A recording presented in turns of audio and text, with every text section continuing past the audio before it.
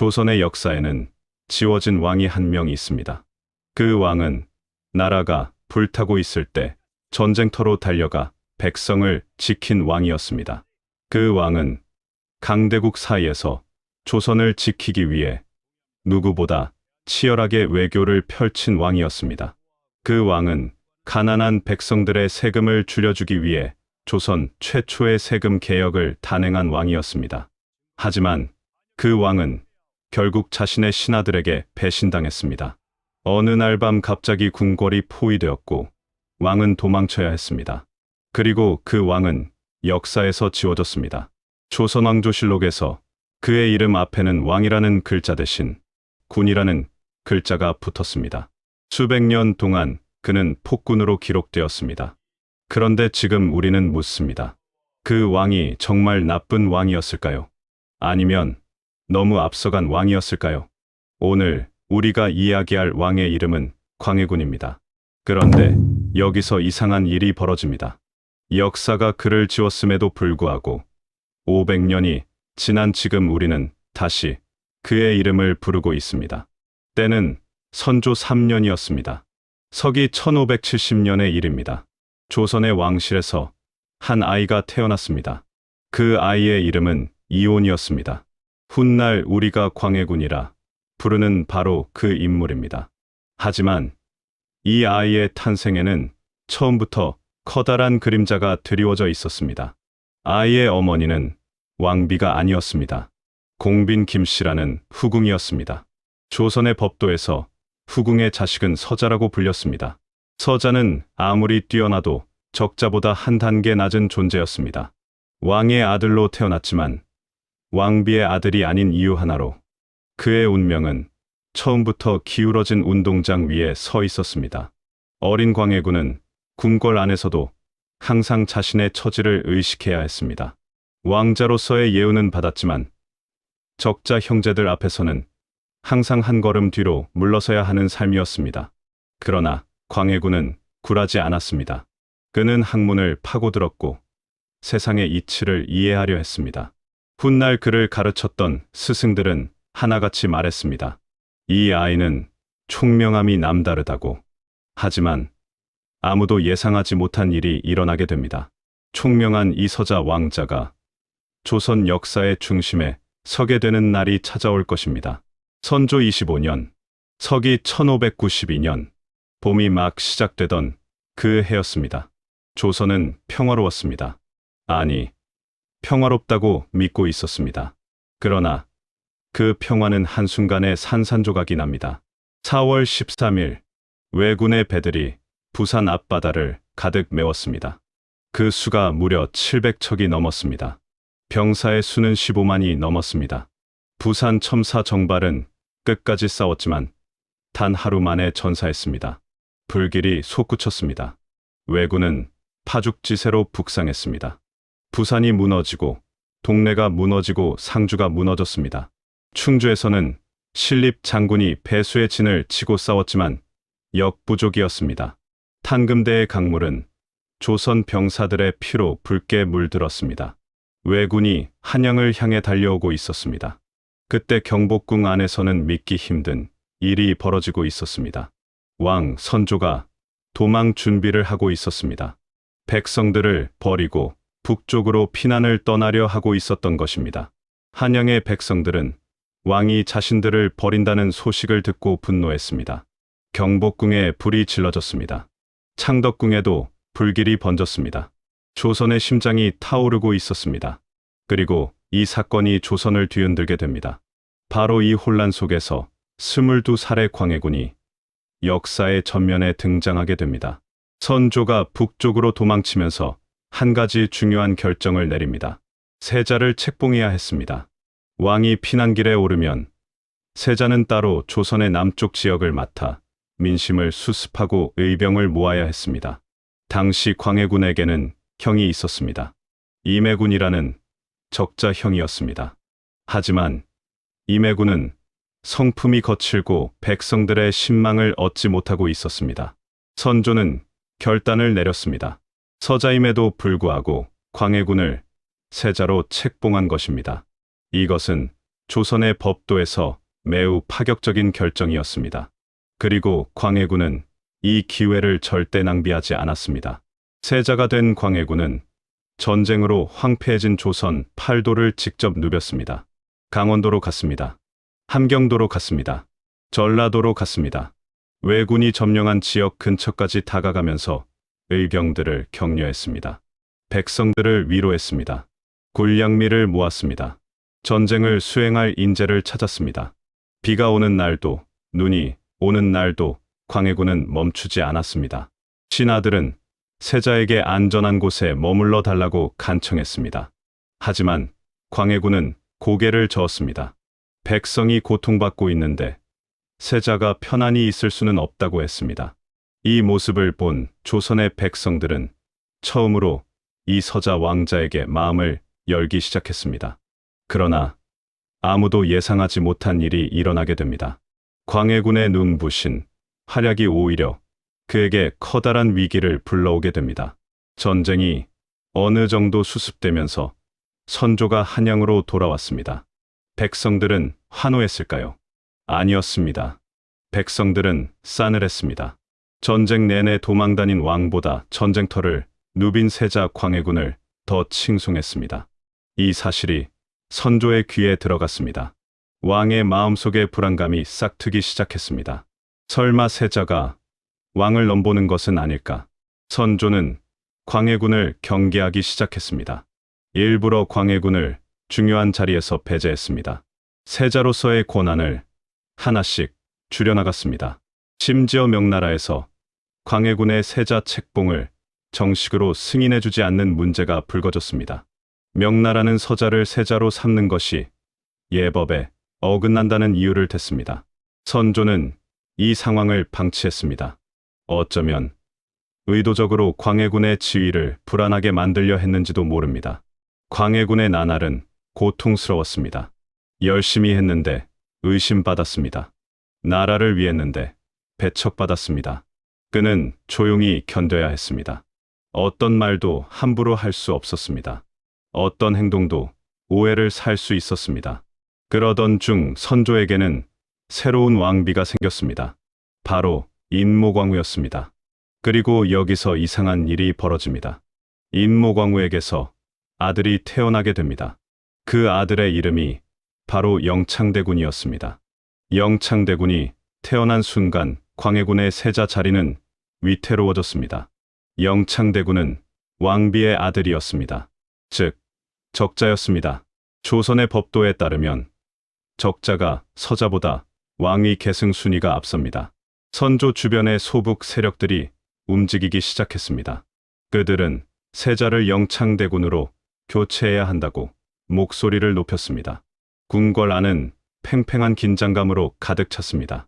광해군을 지지하는 대북 세력과 영창대군을 밀어주는 소북 세력이 서로 맞부딪혔습니다.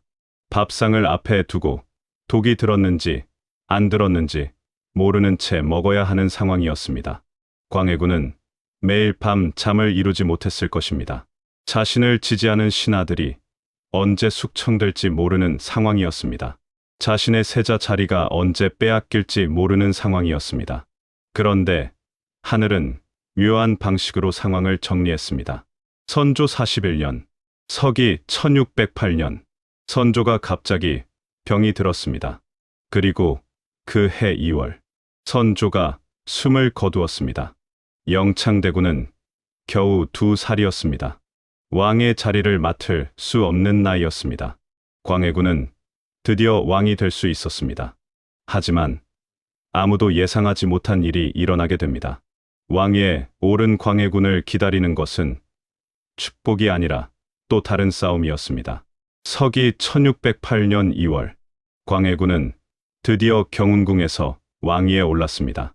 그의 나이 34살이었습니다. 서자로 태어나 전쟁터를 누비고 아버지의 의심을 받으며 10여 년을 버텨온 끝에 얻어낸 자리였습니다. 즉위식이 열린 날 광해군의 표정은 어떠했을까요? 기쁨이었을까요? 안도였을까요? 아마 그것보다는 무거운 책임감이었을 것입니다. 조선은 임진왜란으로 황폐해질 대로 황폐해져 있었습니다. 전국 곳곳이 폐허였습니다. 백성들은 굶주렸습니다. 나라의 창고는 비어 있었습니다. 게다가 북쪽에서는 새로운 세력이 떠오르고 있었습니다. 여진족이 세운 후금이 빠르게 강성해지고 있었습니다. 명나라는 이미 기울어가고 있었습니다. 광해군은 즉위하자마자 이 복잡한 현실과 마주해야 했습니다. 그는 밤새 신하들을 불러 의견을 들었습니다. 새벽이 되어서야 잠자리에 드는 날이 계속되었습니다. 왕이 된다는 것은 권력을 얻는 것이 아니었습니다. 모든 짐을 혼자 지는 것이었습니다. 그리고 이 사건이 조선을 뒤흔들게 됩니다. 광해군은 이제 이 무거운 짐을 지고 전혀 새로운 조선을 만들기 위한 첫걸음을 내딛기 시작합니다. 왕이 된 광해군이 가장 먼저 주목한 것은 백성들의 삶이었습니다. 임진왜란 이전 조선의 세금 제도에는 심각한 문제가 있었습니다. 공납이라는 제도였습니다. 공납이란 각 지역의 특산물을 나라에 바치는 세금이었습니다. 예를 들어 전라도에서는 전복을 내야 했고 경상도에서는 명주를 내야 했습니다. 그런데 이 제도가 심각하게 부패해 있었습니다. 박납이라는 폐단이 생겨났습니다. 상인들이 중간에서 끼어들어 특산물 대신 자신들이 납품하고 백성들에게 엄청난 값을 받아내는 것이었습니다. 농민들은 이중으로 수탈당했습니다. 광해군은 이 문제를 해결하려 했습니다. 대동법이었습니다. 특산물 대신 쌀로 통일해서 세금을 내도록 하는 제도였습니다. 토지 면적에 따라 공평하게 세금을 매기도록 했습니다. 가진 게 많으면 많이 내고 가진 게 적으면 적게 내도록 한 것입니다. 이 얼마나 합리적인 생각입니까? 하지만 신하들과 권세가들이 강하게 반대했습니다. 대동법이 실시되면 그동안 박납으로 이익을 챙기던 자들의 수입이 끊어지기 때문이었습니다. 광해군은 강행했습니다. 천신만고 끝에 경기도에서 먼저 대동법을 실시했습니다. 훗날 이 대동법은 조선 전국으로 퍼져나가 백성들의 삶을 크게 개선하게 됩니다. 그러나 아무도 예상하지 못한 일이 일어나게 됩니다. 백성을 위한 이 결단이 오히려 기득권 세력들의 적대감을 키우는 결과를 낳게 됩니다. 광해군이 왕위에 오른 지 얼마 지나지 않아 북쪽에서 심상치 않은 소식이 들려왔습니다. 여진족의 누르하치가 흩어져 있던 여러 부족을 통일하고 후금을 세웠습니다. 후금의 군사력은 날로 강성해졌습니다. 그리고 명나라는 조선에 군대를 보내달라고 요청했습니다. 함께 후금을 치자는 것이었습니다. 이것은 광해군에게 극도로 어려운 선택을 요구하는 상황이었습니다. 명나라는 임진왜란 때 조선을 도와준 나라였습니다. 조선의 유교 질서에서 명나라는 아버지의 나라와 같았습니다. 명나라의 요청을 거절한다는 것은 예의 없는 일이었습니다. 그러나 후금은 무서운 속도로 강해지고 있었습니다. 명나라가 후금과의 전쟁에서 이길 것이라는 보장이 없었습니다. 만약 후금이 이기면 어떻게 될까요? 명나라 편을 든 조선은 후금의 적이 됩니다. 또 다시 전쟁이 시작될 수 있습니다. 임진왜란이 끝난 지 채 20년도 지나지 않은 상황에서 또 전쟁이라니 조선은 버텨낼 수 없었습니다. 광해군은 결단을 내렸습니다. 명나라의 요청에 따라 군대를 보내되 천장지휘관에게 상황을 보고 유연하게 대처하라는 밀명을 내렸습니다. 강옥립 장군이 2만 명의 군대를 이끌고 요동으로 떠났습니다. 그리고 사흘 후 전투에서 명나라 군대가 크게 패하자 강옥립은 후금에 항복했습니다. 광해군의 밀명을 따른 것이었습니다. 이 결정으로 조선은 후금과 직접 충돌하는 최악의 상황을 피할 수 있었습니다. 광해군의 탁월한 현실 외교였습니다. 하지만 이 판단은 훗날 그를 향한 가장 강력한 비판의 근거가 됩니다. 그리고 이 사건이 조선을 뒤흔들게 됩니다. 광해군의 외교적 선택은 그를 지지하는 자들과 적대하는 자들 사이의 골을 더욱 깊게 만들었습니다. 왕이 된 광해군의 마음속에는 항상 불안감이 있었습니다. 그것은 영창대군의 존재였습니다. 영창대군은 선조와 임모광우 사이에서 태어난 적자였습니다. 비록 나이가 어렸지만 언제든지 왕권에 도전할 수 있는 명분을 가진 존재였습니다. 광해군을 반대하는 세력들은 영창대군 주변에 모여들었습니다. 더 큰 문제가 생겼습니다. 선조의 유언 중에 영창대군을 부탁한다는 내용이 있다는 소문이 퍼졌습니다. 유영경을 중심으로 한 소북 세력은 이것을 빌미로 광해군의 정통성을 흔들려 했습니다. 광해군 즉위 직후 이른바 칠서의 옥이라는 사건이 터졌습니다. 서자 출신의 7명이 영창대군을 왕으로 추대하려 했다는 것이 발각된 것입니다. 영모 사건이었습니다. 이 사건의 배후로 영창대군의 외할아버지 김제남이 지목되었습니다. 김제남은 처형되었습니다. 그리고 광해군의 시선이 이제 어린 영창대군에게 향하게 됩니다. 당시 영창대군의 나이는 겨우 8살이었습니다. 아무도 예상하지 못한 일이 일어나게 됩니다. 권력 앞에서는 어린아이조차 안전하지 않았습니다. 광해군 5년, 서기 1613년, 어린 영창대군은 강화도로 유배를 떠났습니다. 왕의 이복 동생이 죄인이 된 것입니다. 이듬해인 서기 1614년, 강화도에서 비극적인 소식이 전해졌습니다. 영창대군이 죽었다는 것이었습니다. 나이 겨우 10살이었습니다. 공식적인 기록에는 병으로 죽었다고 되어 있습니다. 하지만 당시 사람들은 의심했습니다. 뜨거운 방에 가두어 죽였다는 말이 돌았습니다. 진실은 지금도 명확히 알 수 없습니다. 하지만 분명한 것은 이 사건으로 광해군에 대한 신하들과 살림 세력의 반감이 크게 높아졌다는 사실입니다. 임금이 어린 동생을 죽였다는 비판이 쏟아졌습니다. 유교의 나라 조선에서 형제간의 의리를 저버린 왕이라는 낙인이 찍히기 시작했습니다. 물론 광해군의 입장에서 보면 왕권을 위협하는 존재를 제거해야 한다는 냉혹한 정치 논리가 있었습니다. 하지만 그 논리는 민심을 얻지 못했습니다. 그리고 이 사건이 조선을 뒤흔들게 됩니다.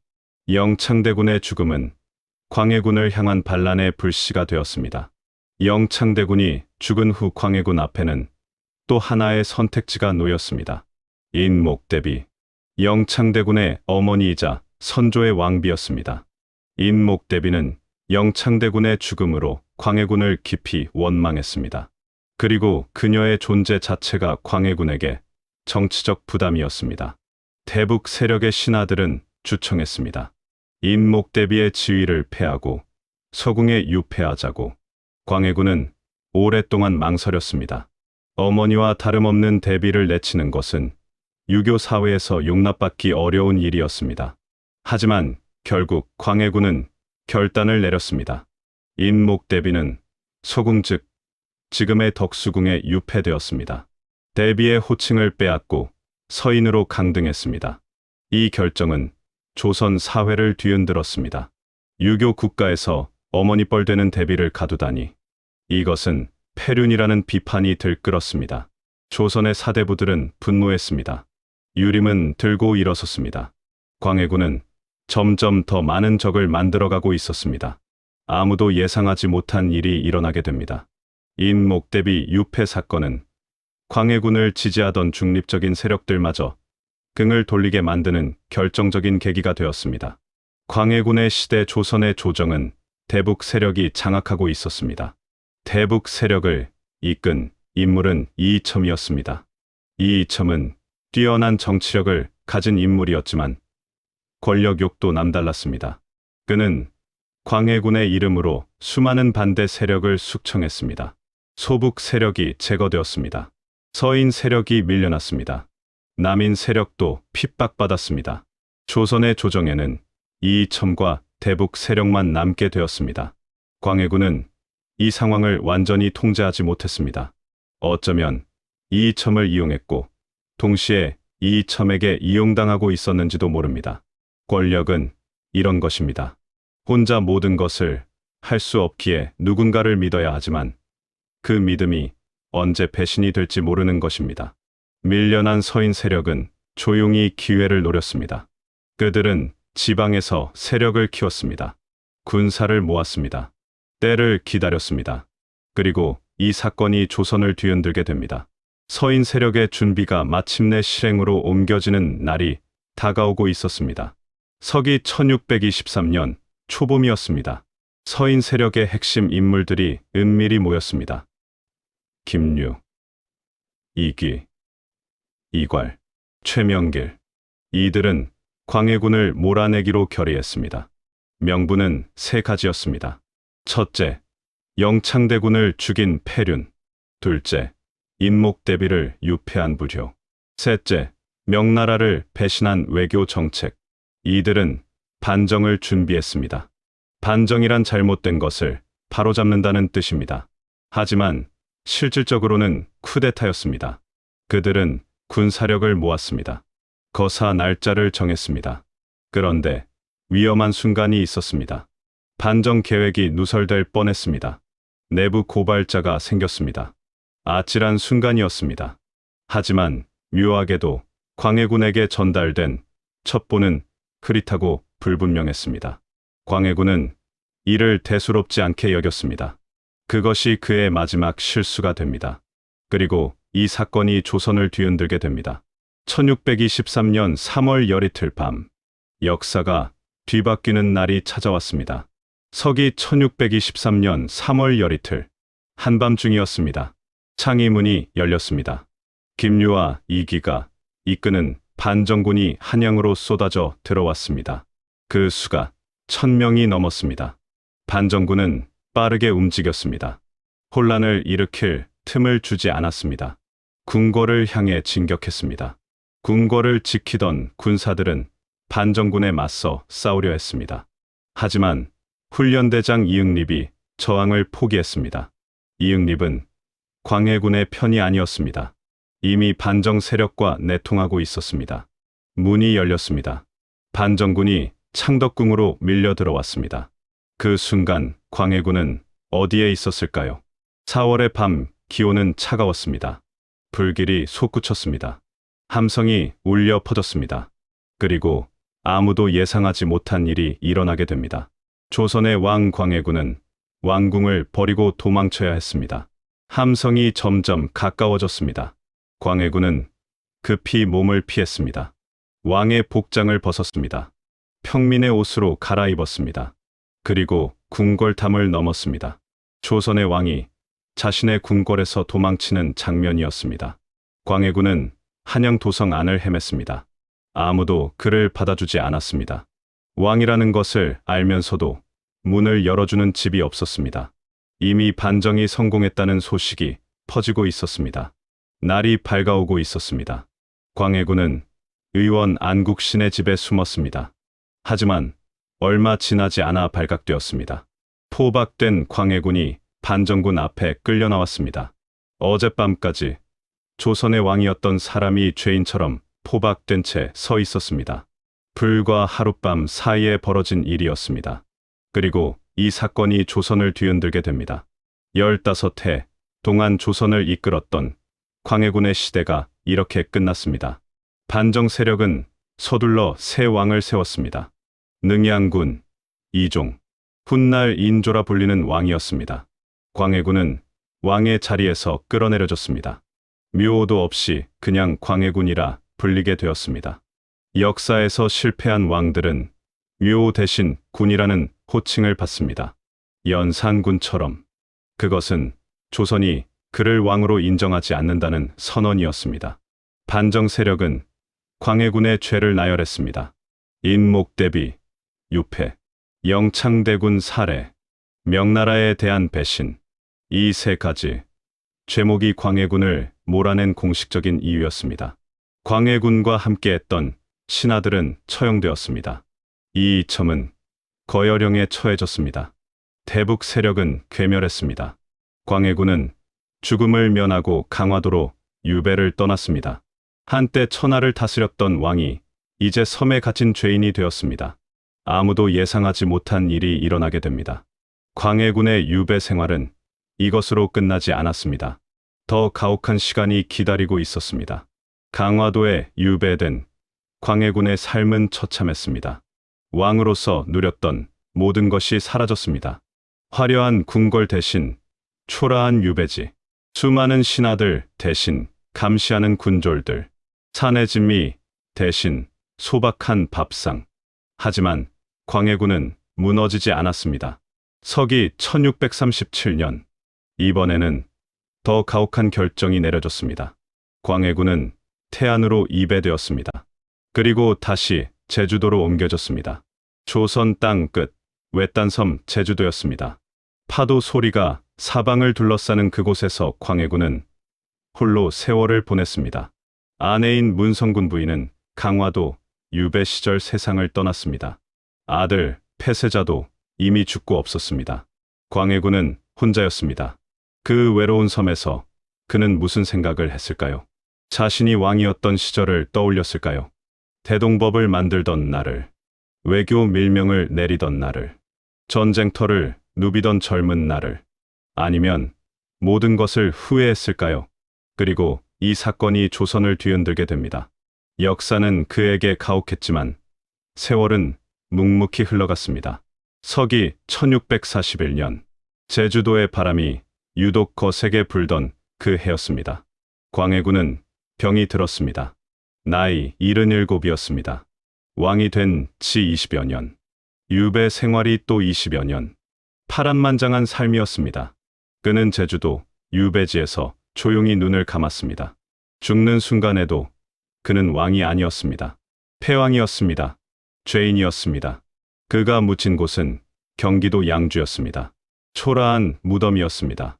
왕릉의 격식도 갖추지 못한 묘였습니다. 그렇게 광해군은 역사 속으로 사라졌습니다.